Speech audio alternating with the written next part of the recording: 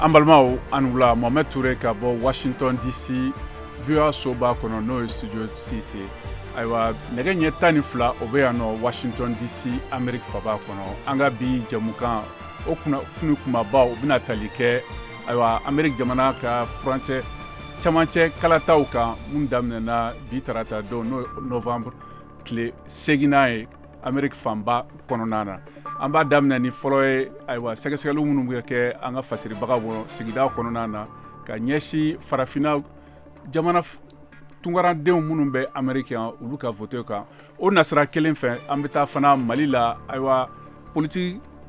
hakilijagabɔkɛlaw dɔ fana b'u hakilinaw di o hakilina kelen kan n'o ye kalata ye Amerique ani musow fana ka fɛla o kalata ko kan ka sɔrɔ ka taa Mali jamana camancɛ an fan na n'an bɛna se aywa lakanabaliya halisa Bankas o mara kɔnɔna na ka fara Barkan olu ka baarakɛlaw kɔrɔ minnu ye aywa lasɛkɛ ka ɲɛsi furancɛ faga ma o ni jikura doni Tombouctou n'o ye sokari kɛ aywa du caman kɔnɔ Tumutu sigida kɔnɔ ka fara aywa bi farafina senantilon tan ɲɔgɔn danw kan farafina bunakun kan o de bɛna kɛ an ka bi kunnafonibaw ye k'a lasaw ma.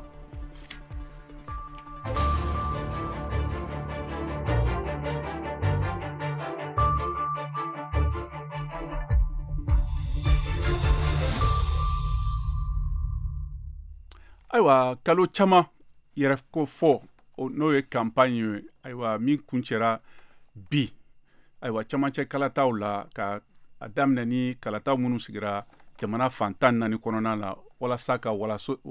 wasabulon n'o ye congrès ani fanga kunbaba kuntigiya latigɛ jamana kɔnɔ bi tarata don o de bɛ se ka dɛmɛ don sɔrɔko politiki labɛn ani kɔnɔtiɲɛw sɔrɔli kan ani hali kalataw bɛ kɛ cogo min na jamana kɔnɔ ka masɔrɔ jamanatigi n'o ye Joe Biden ani jamanatigi kɔrɔ Donald Trump aywa olu ka politiki fanga a b'o kɔrɔbɔ o kama VOA banbara kunnafoni dila Mariam Traoré ale ye lakalita kɛ a ko la an ka a lamɛn.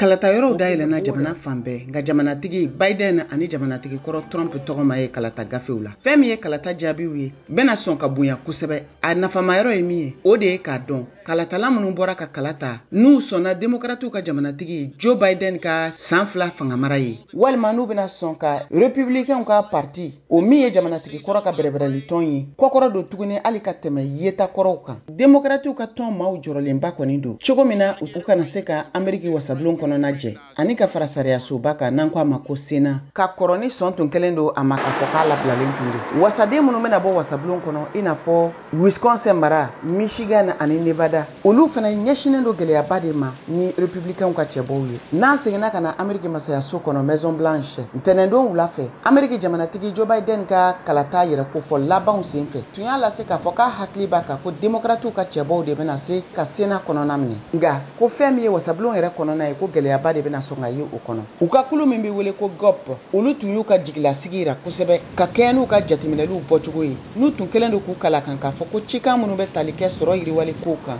taji sɔngɔ ko karogɛlɛya wale minnu bɛ ka kɛ Amerique jamana kɔnɔna la yan ko bɛna sɔn ka kɛ mankanba ye kalatalaw kɛrɛfɛ. Waati la dɔ faralen don fɛnw bɛɛ lajɛlen sɔngɔ ka waati min na ani ka fara ningɛlɛya walew kan nka jateminɛli labanw na u kɔni sɔnna ma k'a fɔ ko nisɔngoya kumakan jugu minnu ni olu hakilinaw taara u ka sanfɛ kiiritigɛso Cour suprême fɛ min bɛna sɔn ka sariya senw bin musow fan fɛ walasa u ka kɔnɔtiɲɛ kana se ka bila jamana ka sariya minɛnw kɔnɔ tun lajɔra wa k'u ka nin cɛmancɛ kalata bɛna sɔn ka kɛ ladasira kɔrɔw ye ka dɔ fara jamanatigi ka taabolo kan k'a bɛna kɛ kanabilalikan labanw de ye min bɛna jamana fanga ka sentanya yira. Nin kɛra Tom Emmer ale ka laseli ye ni républicains ka wasaden don Minnesota ale min bɛ nin jɛkulu kofalen COP o ɲɛmɔgɔya kunna a ko kalata jaabiw bɛna sɔn ka falen Amerique jamanatigi Joe Biden ka san 2 tɛmɛlen tɛmɛlen fanga mara kan ko républicain olu kɛli ka wasablon kɔnɔna minɛ bɛna sɔn ka dɔ bɔ Biden ka jɔyɔrɔw la min bɛna sɔn ka laban ka kɛ sɛgɛsɛgɛli ye a ka denbaya a n'a ka fanga yɛrɛ kan a ye baara minnu kɛ politiki kɔnɔna la walasa k'o jɔyɔrɔw yira n'o dɔ bɛ tali kɛ jamana yɛrɛ ka ɲɛda kura kan n'an ko a ma nanzarakan na ko infrastructure de grandes envergures ka fara a ka nafoloba bɔli la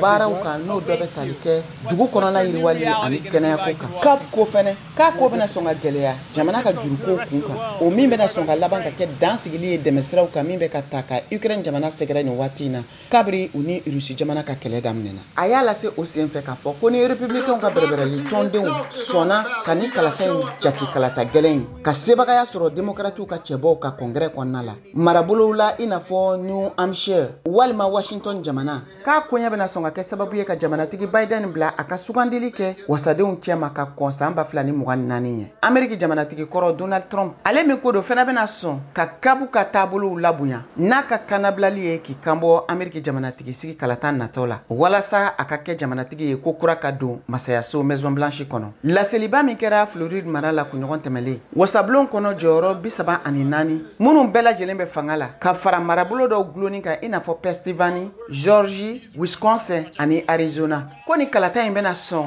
k'a yira bɛrɛbɛrɛli tɔn jumanw de bɛna wasablon kɔnɔna minɛ an bɛ waati minɛ ko sisan n'a tilalen don a camancɛ la jamanatigi dankan Kamala Harris ale min sugandilen don walasa ka se ka jalatigɛli kɛ démocrates ka bɛrɛbɛrɛli tɔndenw kɔni y'a yira k'a fɔ ko yɛlɛma bɛna sɔn ka don kow la Ohio ani Caroline du Nord o marayɔrɔw kɔnɔ o waati kelen fɛnɛ na républicainw ka bɛrɛbɛrɛli tɔndenw fɛnɛ hakili b'a kan k'a fɔ ko bɛna se ka sebagaya minɛ démocrates la Nevada mara la hali ka fara New Hampshire kan marabolo 36 olu de bɛna u ka marabolo ɲɛmɔgɔw sugandi n'o ye gouverneurs ye démocrates ka bɛrɛbɛrɛli tɔnw bɛ ɲinini na walasa u ka se ka Michigan mara Wisconsin ani Pennsylvania kɔni sɔrɔ nin kɛlɛdagaba saba min bɛ jamanatigi so kɔnɔ kelen do ka jalaki bin ko républicainw bɛna sɔn ka wasablon sɔrɔ wa k'u ka cɛbɔw bɛna sɔn ka sebagaya fɛnɛ sɔrɔ marabolo jɔyɔrɔw la n'o ye gouverneurs ye CAP kɔnɔ olu minnu y'u yɛrɛ lafasa ka bɔ kalata galontigɛkanw kɔrɔ jamanatigi Trump ka waati la san 2020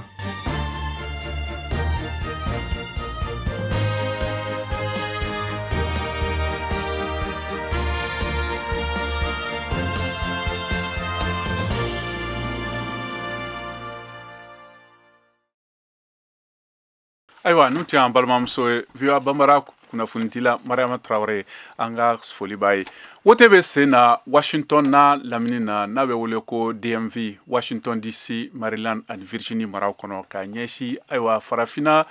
jamanadenw tungarankew minnu bɛ Ameriki yan olu ka wote ayiwa bi don na o kama VOA Banbara fasiribaga n'o ye Kayatu Traore ani caman masala u ka wote ani kalataw yɛrɛ kan an ka jɛ k'u lamɛn. Bi sɔgɔmada in na tarata novembre kalo tile 8 san 2022 l'Amérique jamana nagakɔrɔ kalataw olu de bɛ sen na yan nɔ awa voix de l'Amérique bɔra k'a ka munumunu kɛ munumunu salo senfɛ an ye tongaladenw n'u sigilen do yan nɔ n'u kɛlen bɛ ka l'Amérique jamanadenya sɛbɛnw sɔrɔ ka ɲiningali tɛngunen k'u la ni kalata ninnu koɲaw kan awa o senfɛ an y'an balimamuso 2 sɔrɔ kelen ale tɔgɔ ko Senabu Traore a sigilen bɛ New York mara la tɔkelen dɔ in o tɔgɔ ko madame Odi Aminata Kulubali ale sigilen bɛ Washington DC o area kɔnɔna na o ye Maryland Washington DC ani Virginie mara faralen ɲɔgɔn kan o kuma na kuma minnu sɔrɔ olu bolo an ka jaabiw la k'o fɔ olu de filɛ nin ye ninnu ye ne tɔgɔ Senabu Traore ne ye maliyɛn n sigilen don New York Americain papier bɛ n bolo donc n kan ka voter i sigilen don New York fan jumɛn mais New York Brooklyn boro la yan ka nagakɔrɔ kalataw ye nagakɔrɔ kalata yɛrɛ a fanga ka bon an Americains bolo yan nɔ barika dun président kɔni bɛ ta yan nɔ nka kan min bɛ sénateurs ni députés da Ameriki yan nɔ ni mɔgɔ min gagnera la républicains ni démocrates cɛ olu de ka fanga bɛ se ka yɛlɛ loi sigi la président ta sanfɛ donc parce que ni yɛrɛ mɔgɔ min ta hali ni problème b'i la i bɛ se ka taa ɲini a tigi fɛ ka taga i ka kumakan lase a tigi ma u bɛ se k'i dɛmɛ cogo min na u b'i dɛmɛ ten tɔ donc e yɛrɛ bolo nafa b'a la kosɛbɛ wa nafa ba de b'a la ne yɛrɛ kɔni bolo n'i bɛ fɛ i ka kumakan ka dɔn i ka bɔ i ka voter mɔgɔ kelen o kelen ka voix a bɛ compter mɔgɔ kelen o kelen ka voix se ka yɛlɛma don ko la donc bɛɛ ka voix important don o ye kɔrɔlen ko ye yan nɔ tunganadenw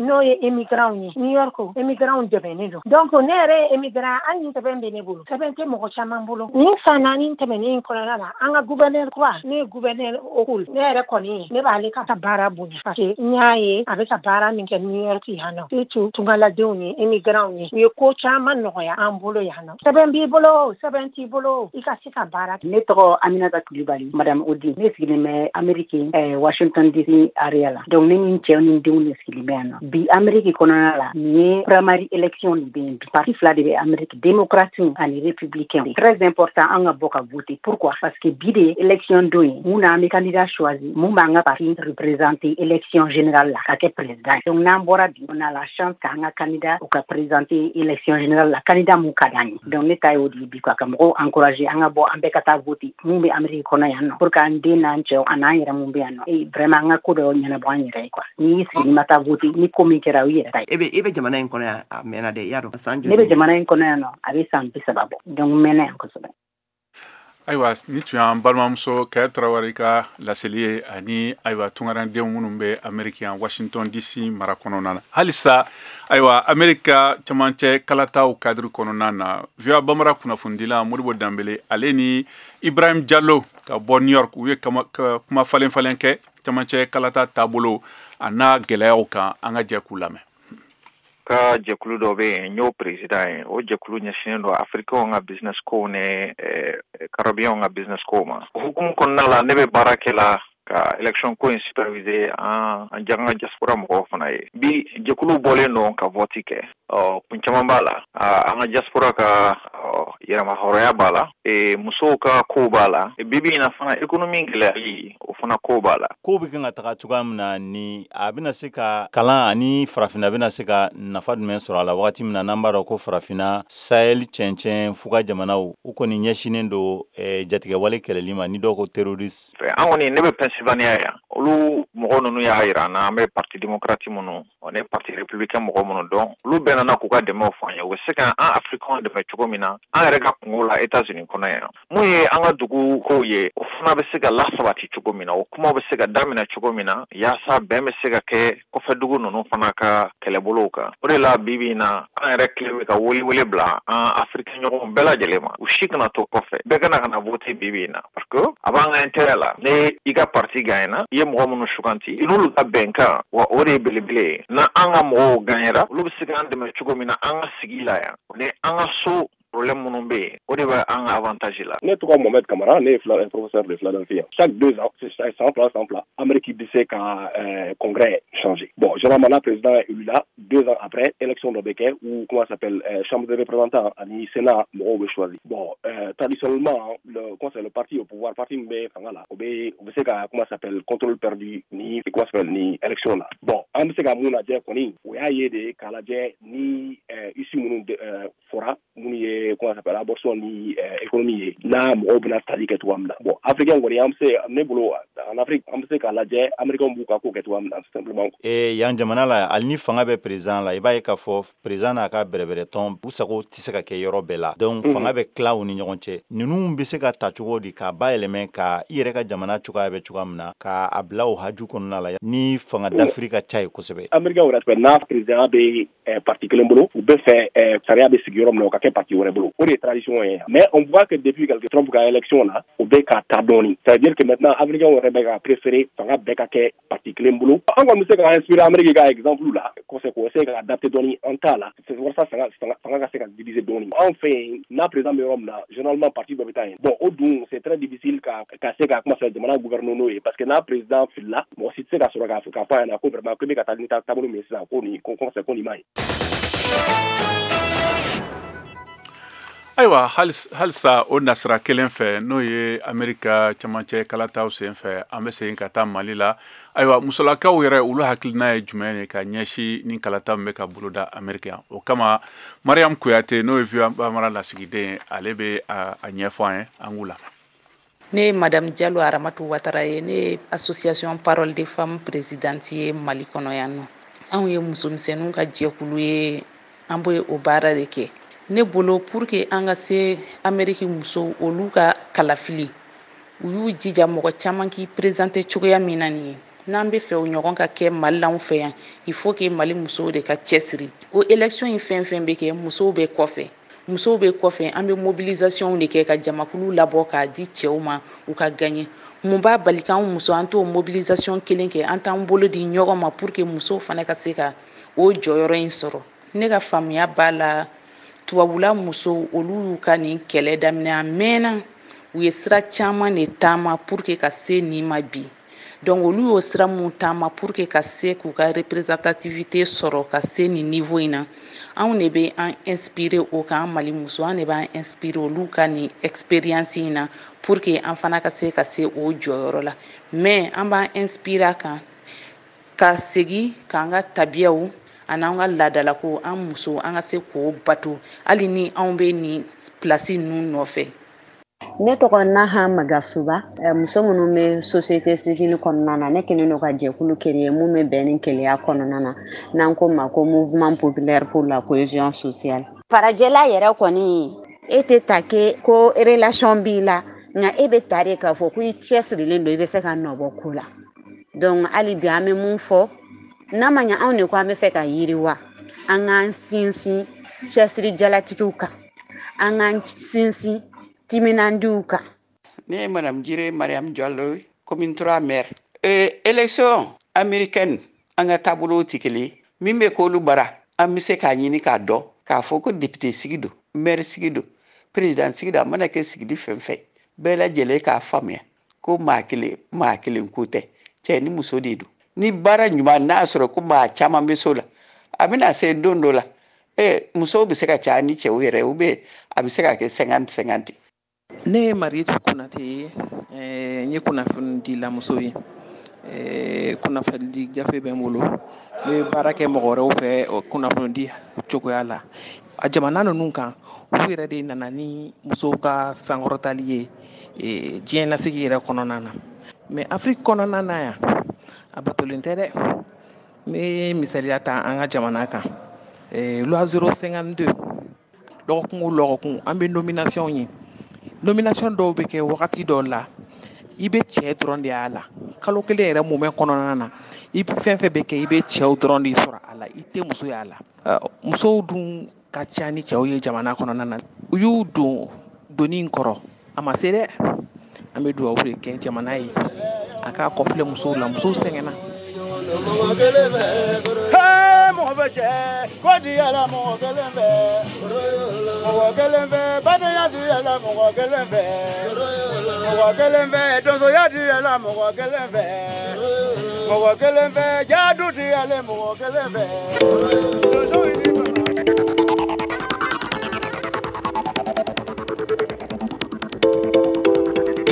VOA Afrique ni VOA Afrique ye una adamadenw lafiyara kunnafoni ko la. Ayiwa halisa an bɛ to farafinagun kunnafoniw la kɛrɛnkɛrɛnna an bɛ segin Mali la. Ayiwa VOA Bamara lasigiden n'o Mohamed Daɲogo ale ni sɛgɛsɛgɛlikɛlaw dɔ kumana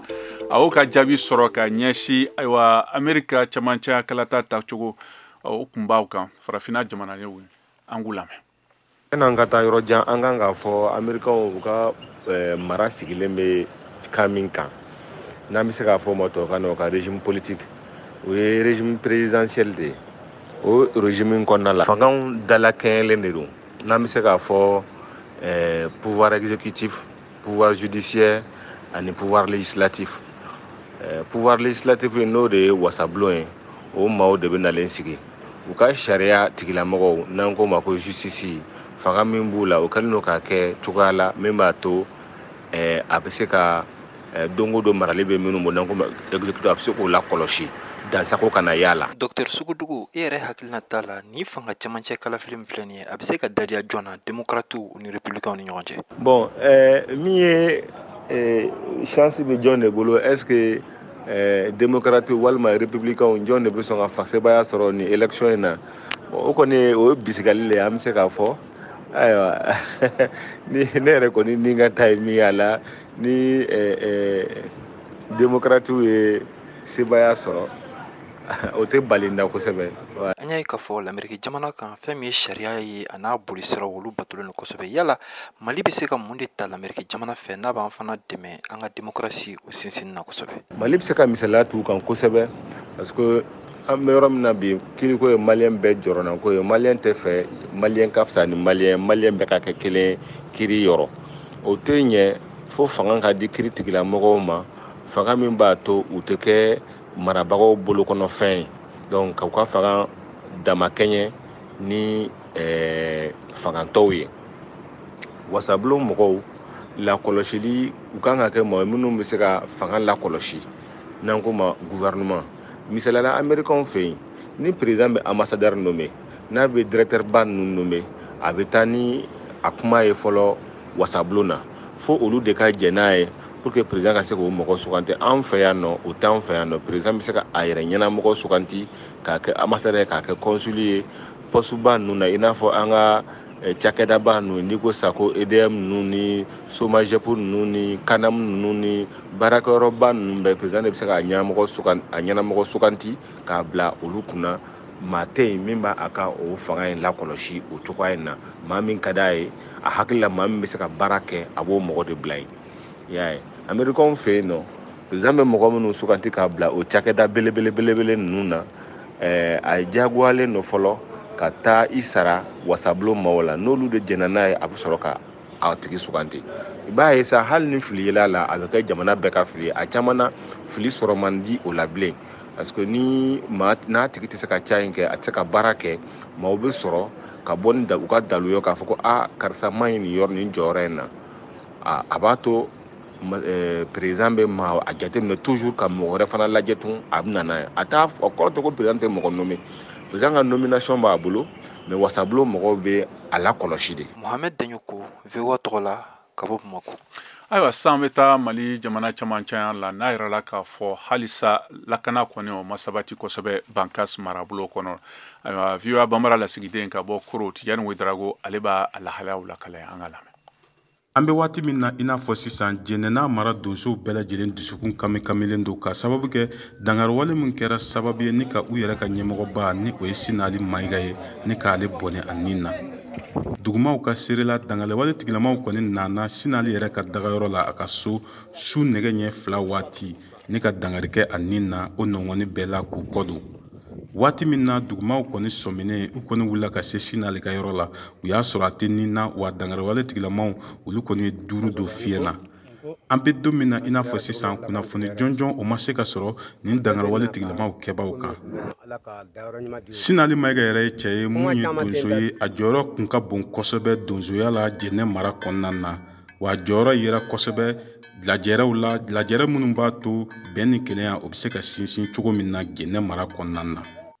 Lakanabaliya an bɛ taa n'a ye Timisa mara kɔnɔna na i k'a dɔn k'a fɔ Timisa dugu kɔnɔna na cɛ marifatigi dɔw nan bɛ dangari kɛ k'a ɲɛsin o dugu in ma nka o ni dugu donsow kɔni ye dangari kɛ ɲɔgɔn na ka waati jan bɔ ka mugu wuli ɲɔgɔn na kosɛbɛ o y'a sɔrɔ dangariwale tigilamaw kɔni dɔw kun labɛnnen don olu kun bɛ ka tasuma don dugu forow la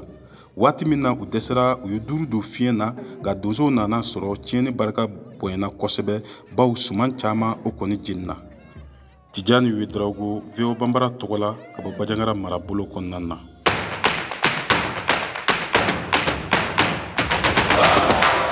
Ni farafinaka san kɔnɔ farikolo ɲɛnajɛ bɛɛ la belebeleba ye a y'aw sɔgɔ VOA kan yasa ka se ka farafinaka farikolo ɲɛnajɛ manti k'o seli kɛ ni an ka kunnafoli ɲɛfɔli kuncɛlenw ye ka kɔn tulon ɲɛ ani tulon kɔfɛ dolo minnu bɛ bɔ kɛnɛ kan tɔlɔntankulu degeli karamɔgɔw ali tɔlɔntannaw wa an kana ɲina fɛnɛ balɔntana kanubagaw ka an tolon k'an sewa ni tɔlɔntan damu ye ɲɔgɔn fɛ.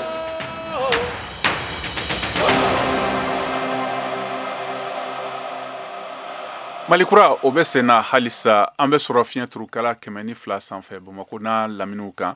Bugunikaw an bɛ sɔrɔ radio Kumase kan n'o ye fiɲɛ turukala 92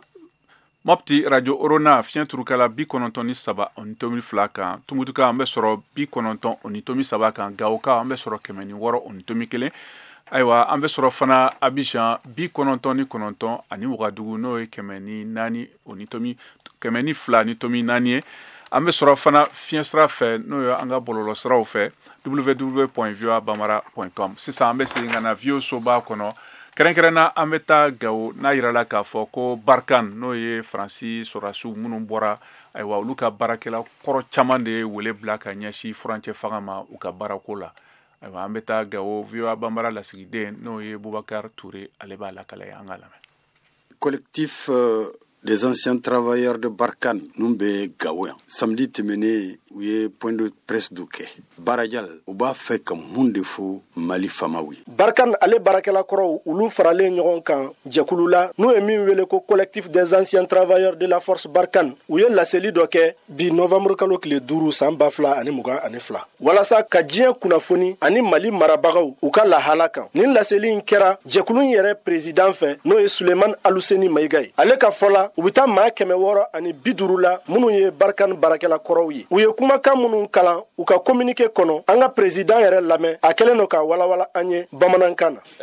Bi anw ye jɛkulu ye jɛkulu min n'olu tun bɛ baara la tubabuw bolo tubabu sɔrɔsi minnu tun bɛ Mali la yan Gawo an de tun bɛ baara la u bolo an ye mɔgɔ 650 mɔgɔ 650 mɔgɔ 540 o de ye cɛ ye musolakaw olu ye 110 ye an de tun bɛ baara la tubabuw bolo ɲɛmɔgɔw k'a dɔn ko mɔgɔ ninnu u bɛ yan depuis ninnu taara tubabu ninnu taara anw bɛ yan difficulté dɔw de banna gɛlɛya minnu bɛ yen mɔgɔ caman bɛ yen chef de famille de don a camanba i b'a sɔrɔ mɔgɔ 15 gulonnen don mɔgɔ kelen na mɔgɔ 40 a ka ca donc o cadre kɔnɔna la an b'a ɲini faso fɛ o mɔgɔ ninnu minnu tun bɛ Barkhane na baara la u k'u hakili t'u la u k'u hakili t'u la ye jumɛn u k'u wele u ka kumaɲɔgɔnya u fɛ pour que ka se k'u hakilinaw falen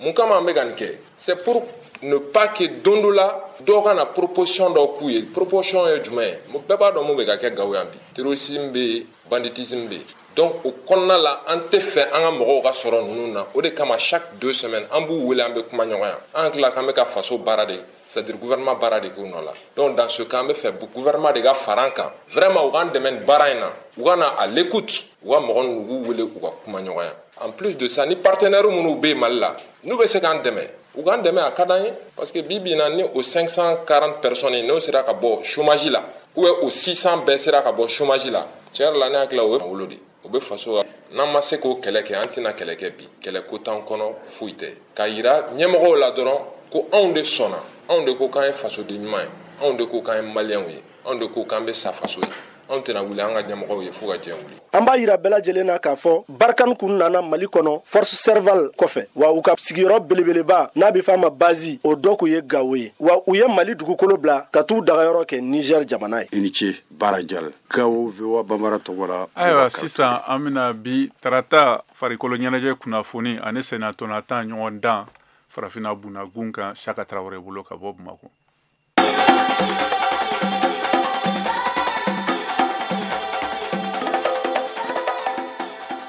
AGSM su kɛrɛnkɛrɛnnen min bɛ Mali farikolo ɲɛnajɛ kunnafonidilaw kofɔ a takotana baaraw kɛra sibiri tɛmɛnen novembre kalo tile 5 san 2022 ka dugu jɛ kunu kari la Sikasokaw fɛ yen n'u AGSM kun walasa Mali farikolo ɲɛnajɛ kunnafonidilaw ka baaraw ka lakodɔn ani fana farikolo ɲɛnajɛ kunnafonidilaw ka to ka ɲɔgɔn kuma ɲɔgɔnya tuma ni tuma Umar Baba Traoré AGSM ɲɛmaa ma ka nisɔndiya dogo. Région bɛɛ lajɛlen bɛɛ ka ɲɔgɔn sɔrɔ Sikaso yan a kɛra nisɔndiya kɔnɔna la wa bɛɛ ɲana an bolo. O nisɔndiya kelen don Pierre Zunu fɛ n'o ye Sikaso AGSM ɲɛmaa ye. An ye wulikajɔw kɛ an ye ladilikan caman ɲini mɔgɔw jɔra an jigiyaw fana kɔrɔ an sera ka min kɛ o de yera jɛɲɔgɔn tɔgɔ la fɛn o fɛn y'i sen don nin baara la k'an dɛmɛ walisa an ka se a ka kuncɛ cogo ɲuman na nimisi wasalen don. Kɛnɛ kan Sikaso Senatɔnatan Ligi ɲɛmaa Mami Kɛlɛtigi Jaabi tun bɛ yen. Nisɔndiyara. Nisɔndiya le fait que u ka fɛn délocaliser ka na n'a ye Sikaso ka bonya d'anw kan. Su in denfa Mali farikolo ɲɛnajɛ minisiri kɔrɔ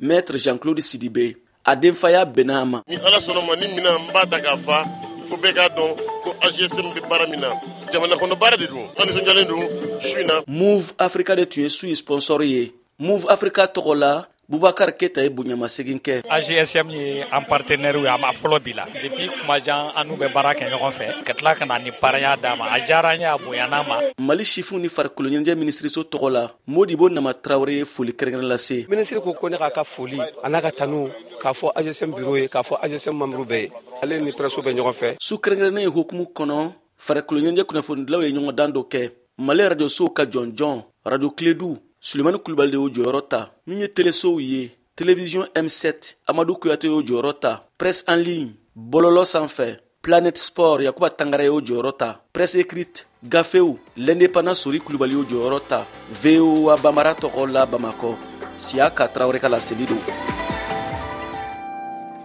ayiwa nin bɛna dan sigi an ka bi jamukan ya an ka foli b'an lamɛnbagaw bɛɛ ma Mali kɔnɔ ani Mali kɔ kan ni jamukan labɛnna balimakɛ Cheikh Thioro ani Senimu Keita fɛ nɛgɛ kɛrɛfɛ juru tun b'an balimakɛ Edroyes bolo